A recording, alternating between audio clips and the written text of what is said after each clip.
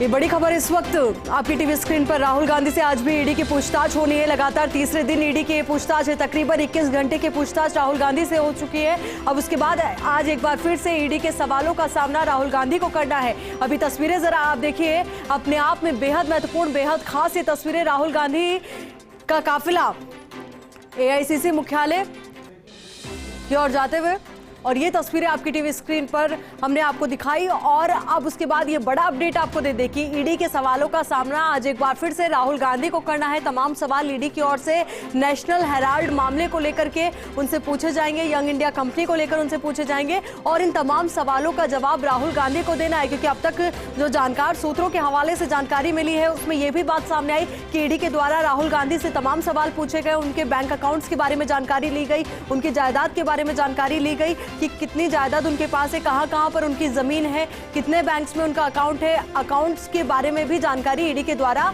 लगातार ली जा रही है। क्योंकि ये पूरा मसला अपने आप में बेहद गंभीर मसला, और या कहें कि नेशनल हेराल्ड वो मसला या वो जिन जो लगातार कई बार सामने आ जाता है और कांग्रेस पार्टी की मुश्किलों को और गांधी परिवार की मुश्किलों को बढ़ा देता है। अब ये तस्वीरें आप जरा देखिए।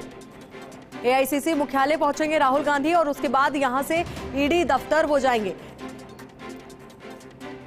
2 दिन में राहुल गांधी से अब तक तकरीबन 21 घंटे के आसपास पूछताछ हो चुकी है। अब आज देखना यह महत्वपूर्ण रहेगा कि आज कितनी देर तक उनसे पूछताछ की जाएगी, आज के सवालों का जवाब किस तरीके से देंगे वो। अब ये एक और बड़ा अपडेट आप तक पहुंचा दे कि राहुल गांधी घर से निकले हैं, ईडी दफ्तर वो पहुंचेंगे, और उसी वजह से भारी सुरक्षा जाब्ते के बीच में उनका एक काफिला ईडी दफ्तर की ओर जाता हुआ।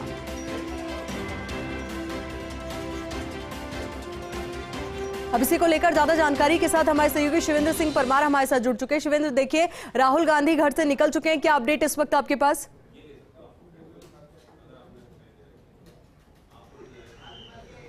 देखिए, राहुल गांधी और कांग्रेस ने आज अपनी जो रणनीति है उसमें बदलाव किया है। क्योंकि बीते 2 दिन से आईओसी जब राहुल गांधी से ईडी पूछताछ कर रही थी तो उनका रूटीन ये था कि वो पहले एआईसीसी हेडक्वार्टर आते थे, नेताओं के साथ बैठते थे, चर्चा करते थे, फिर यहाँ से वो ईडी के लिए रवाना होते थे और कांग्रेस के कई नेता उनके साथ जाने की कोशिश करते, जिनको बाद में पुलिस डिटेन कर लेती थी। लेकिन जैसा मैंने सुबह कहा था कि आज उन्होंने जो अपनी प्लानिंग थी उसमें चेंजेस किए हैं, और वो चेंजेस ये हैं कि वो सीधे ईडी के दफ्तर निकल गए हैं। यहाँ से ईडी के लिए वो रवाना हो गए हैं। ईडी ऑफिस में उनसे पूछताछ होगी, और जैसा 2 दिन से हो रहा है कि पहले चरण में तकरीबन 3-4 बजे तक पूछताछ होती है, उसके बाद राहुल गांधी लंच ब्रेक पर जाते हैं, तो वही संभावनाएं आज भी दिख रही हैं कि आज भी उनसे 3-4 बजे तक पूछताछ होगी, उसके बाद उनको लंच ब्रेक दिया जाएगा। लेकिन अब क्योंकि एआईसीसी राहुल गांधी नहीं आ रहे हैं, तो अशोक गहलोत जो राजस्थान के मुख्यमंत्री हैं वो भी थोड़ी देर पहले यहाँ से रवाना हो गए हैं। जोधपुर हाउस मुख्यमंत्री अशोक गहलोत पहुँचे हैं। जोधपुर हाउस वो थोड़ी देर रुकेंगे, वहाँ कई नेताओं से मंत्रणा करेंगे, और उसके बाद एक बार फिर अशोक गहलोत एआईसीसी की तरफ आएंगे। तो दिन भर ये घटनाक्रम यही चलेगा। इंतजार रहेगा लोगों को राहुल गांधी के ईडी ऑफिस पहुंचने के बाद के उनसे पहले दौर की पूछताछ कब तक खत्म होती है, कितनी देर तक ईडी उनसे पूछताछ करती है, और उसके बाद फिर आगे की जो प्लानिंग है उसको कांग्रेस पार्टी तय करेगी। बिल्कुल, देखिए शिवेंद्र, आज रणनीति में बदलाव किया गया है। आज राहुल गांधी पहले एआईसीसी दफ्तर नहीं पहुंच रहे, सीधे ईडी दफ्तर जा रहे। तो ऐसे में मान के चले कि जब लंच ब्रेक होगा उस दौरान नेताओं से, दिग्गजों से उनकी मुलाकात होगी।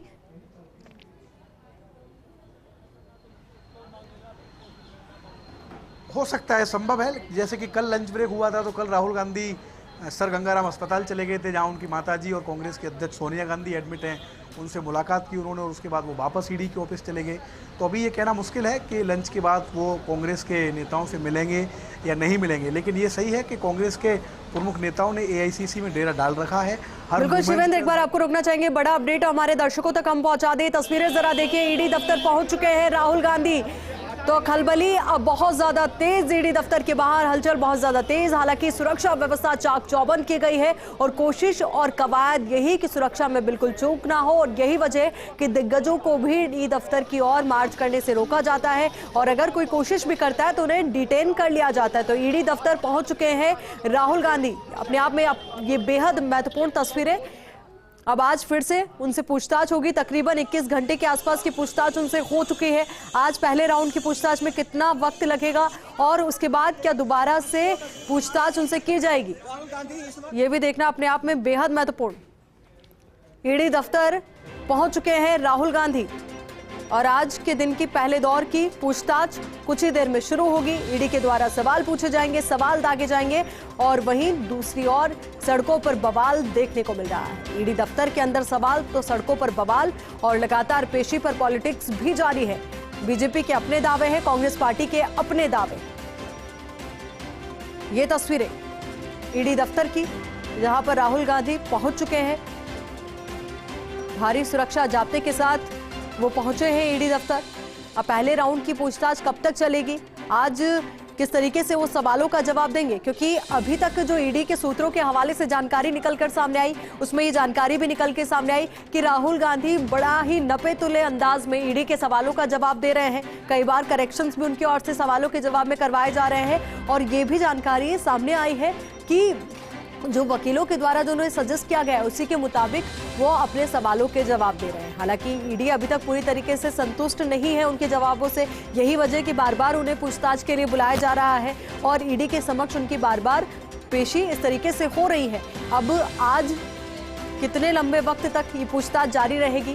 क्या एक ही राउंड में ये पूछताछ कंप्लीट होगी या 2 राउंड में ये पूछताछ कंप्लीट होगी? तमाम सवाल है। हालांकि इन सवालों का जवाब वक्त ही देगा और ईडी की पूछताछ किस तरीके से आगे बढ़ेगी ये भी देखना महत्वपूर्ण होगा। हमारे सहयोगी शिवेंद्र लगातार हमारे साथ बने हुए हैं। शिवेंद्र, देखिए अब ईडी दफ्तर के बाहर हलचल बहुत ज्यादा तेज हो चुकी है क्योंकि राहुल गांधी वहां पर पहुंच चुके हैं। अब सवाल आज किस तरीके से उनके सामने होंगे और किस तरीके से उनका जवाब होगा, ये भी अपने आप में बेहद महत्वपूर्ण मुद्दा।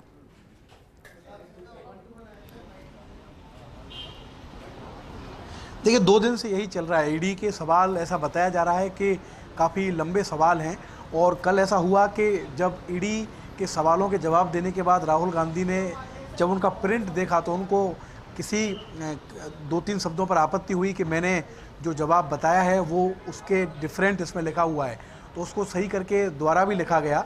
और ईडी का ये नियम है कि जब भी किसी व्यक्ति के बयान होते हैं तो उसको टाइप किया जाता है, उसको लिखा जाता है, फिर पढ़ने के लिए दिया जाता है कि आपने जो बोला है आप देखिए इसमें कुछ अलग तो नहीं लिखा गया। और इसी प्रक्रिया में काफ़ी सारा समय लग रहा है। इस तरह की खबरें भी आई हैं कि कई सारे सवाल ऐसे भी आए उसी जिनका जवाब अभी तक राहुल गांधी ने ईडी को नहीं दिया है, स्किप किया है उन सवालों को।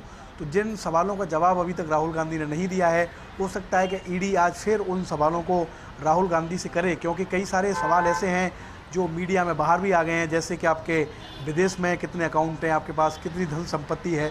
और कांग्रेस की आपत्ति भी यही है। आज जब प्रेस कॉन्फ्रेंस हुई तो रणदीप सुरजेवाला ने यही कहा कि अगर ये मसला नेशनल हेराल्ड को लेकर है तो इसी के आसपास राहुल गांधी से सवाल किए जाने चाहिए।